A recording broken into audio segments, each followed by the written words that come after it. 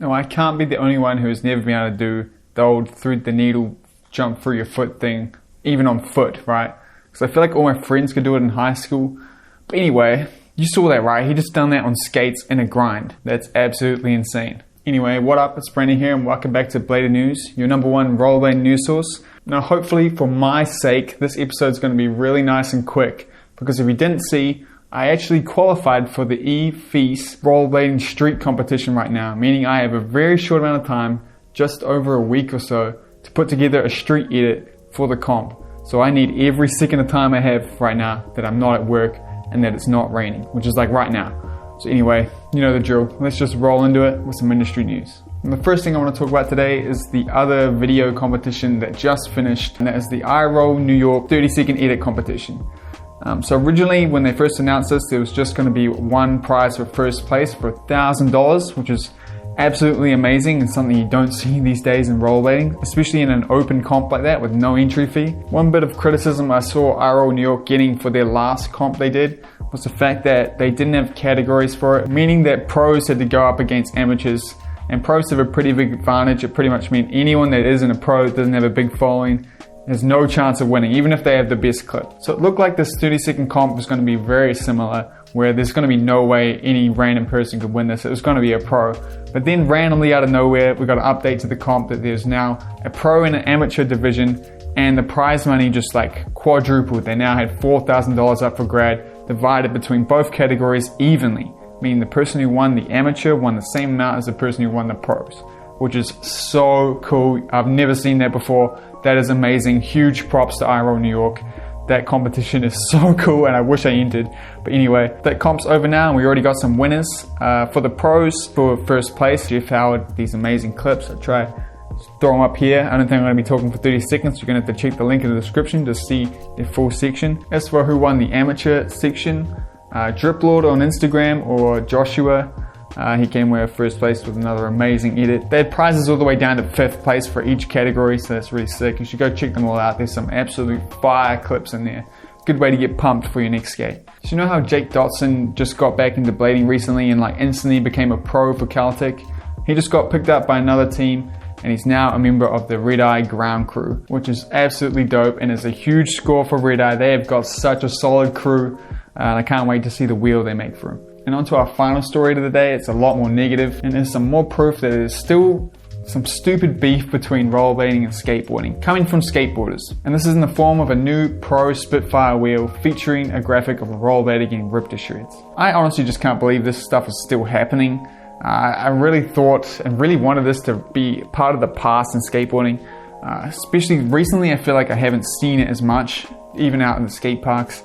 But to see this post very recently, within the last few days, is very, very sad to see. It's just so dumb. It hits on the same notes as a story I covered not long ago about Vans pushing this whole inclusiveness message when they were a big part of ripping on rollerblading for no reason, just because we're rollerbladers. And this is some proof that that's still a real thing in skateboarding. They still just want to hate on rollerblading for no reason. It's just dumb, and it's sad to see. I know not all skateboarders out there. I know most of them aren't. Every skateboarder I see at the skate park or that I know, they're all really cool for rollerblading. None of them have this mentality anymore.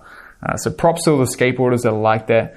But come on, it's 2020. We don't need this shit anymore. I just want this beef to be over. We're all doing the same thing. We're just out there having fun in slightly different ways. Why has there got to be beef there, you know? We got some breaking news as I'm editing this video. There's an update to this story. Spitfire actually took down the post of this wheel and have pulled the wheel from their shelves as well. They even reached out and apologized to some of the people who voiced saying that this offended them, which is something I really did not see coming. I think it deserves some props because it's quite a big deal for them to pull a product, and it shows that there is hope for the future where there's less hate against rollerbladers from skateboarders. But the fact that it even got to the stage where it was already being made a product shows there's still a problem out there. But we're heading in the right direction, I think, which is cool to see. So shout out to Spitfire for doing that. I know they didn't have to. They could have just ignored rollerbladers. Also a shout out to the roller skating community who came together to help us out as well with this cool Instagram post, kind of flipping the whole thing on skateboarders. It was really nice to see. It's cool to know that roller skaters have rollerbladers' backs. Anyway, back to me in the studio. But anyway, that's a bad note to end on, but that's the final piece of industry news. Let's move on to everyone's favorite part of the show, product news. First off, we got some new wheels for Joe Atkinson, and that's some pro Famus wheels, which is sick, because if you've been watching him skating, you know that's what he's been religiously skating for the last 2 years with the Sola frames. So these aren't just Famus wheels again, they're actually being worked on and improved with. In the post announcing it, Joe tells us that him and JoeXSola have been working on these wheels for the last 8 months, improving the cores, adding some new spokes. They look absolutely sick. He also confirms the fact that there's a new JoeXSola frame that's going to be a 60 to 64 millimeter size frame that'll be shipping from America and Europe. And I'm just reading that now. I can't believe I missed that. A new Sola frame. I love the Sola frames. And making it fit a bigger wheel just sounds absolutely amazing and very on Joe's brand, so I can't wait to see that. Remember way back I was talking about a new skate stand that Sonic Sports was making, you know, the brand whose bearing washer I have right here. That's really good, really cool company. Well, that stand is now available. I'll link to it in the description. It's really cool. It can even fold flats for easy storage, and yeah, I wish I had one, honestly. Speaking of aluminum frames, I got sent pictures of a personal project someone's working on for some Sola style frames, but they can fit 72mm wheels and they look super crisp. He's got them pretty light right now as well, and yeah, who knows where that's going to lead. I love that we're in the blading era where people can make their own personal products to skate. Very cool. If you've been hanging out for some new rollerblading clothing, Bacemint has got you covered with this whole new drop that's mostly sold out already as of me talking about it right now. There's a few of them left. If you're getting quick, it probably won't be in your size, but yeah, it looks fire. Along with that, they also have the new Bacemint skating video, which is absolutely fire as well. Coming through for us all. You should definitely go check both of them out. Speaking of rollerblading clothes, my brand Lace just released some new designs that are limited edition, and it will be gone forever if you miss out. One of them is the shirt I'm wearing right now. It's the Alien long sleeve. Shopping at Lace is the best way to support me and what I do, and you get something for it, so it's a win all around. You should definitely go check it out. I'll be linked in the description. I've got some other designs too. We got t-shirts, we got a new windbreaker which folds into a pocket, which I'm so hyped on, and yeah, anything on there is good, including the Blade News mug. But yeah, go check it out. That's it for product news. Let's move on to my favorite part of the show, media you should check out. And we're going to start this one off with a dedication to Matt Muntz with his run in a X Games street competition. He's such a good skater, a legend in rollerblading, and he will be missed. On a much lighter note, YouTube Recommended really came through for me, showing me this video of a guy making some motorized roller skates that can pop out of some Air Force Ones. This just got me thinking that someone has to be able to make some e-rollerblades, right? Some electric skates with a wireless remote. It's got to be done, and I feel like this guy can do it. So maybe with enough suggestions, we can get him trying it out, right? Anyway, we've been blessed with some new footage of Sneaky and Jake Dotson skating together in a part for Razors called Reunited. It's got such good vibes, amazing skating in it, and the callback at the end is so nice. While we're talking about Sneaky and Jake, I also want to link to their infamous park edit, which is the best park edit that's ever been made. It's just on another level. If you haven't seen it, you're definitely missing out. If you have seen it, you're going to want to watch it again because it's so good. Definitely check both of them out. Reno put together a really nice, good vibe video testing out some of these shoes that pop out into roller skates. I really enjoyed this video. It has really good vibes. You should definitely check that one out.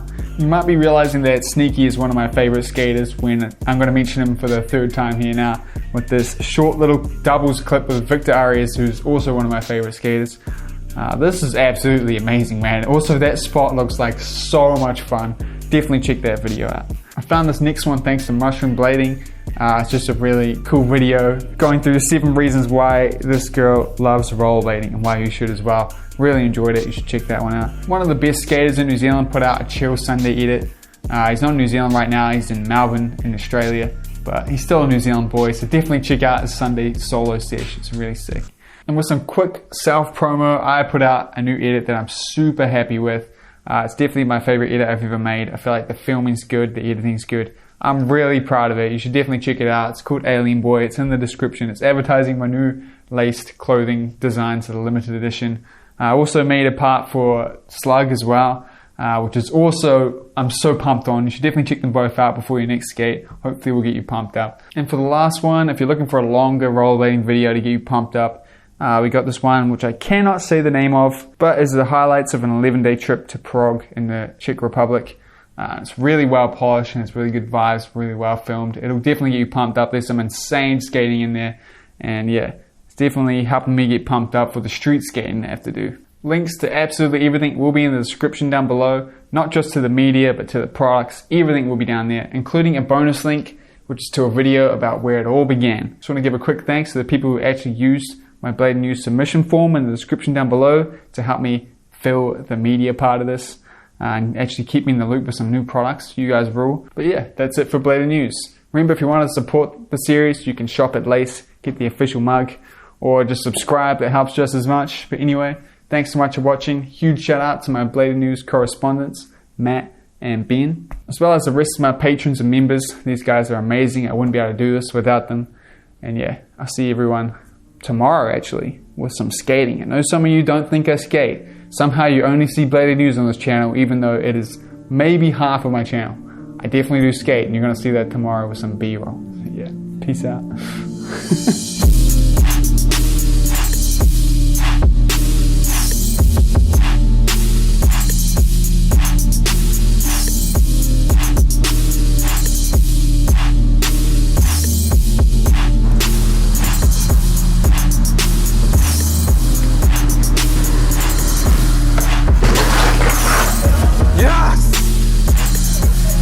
Yeah, boy.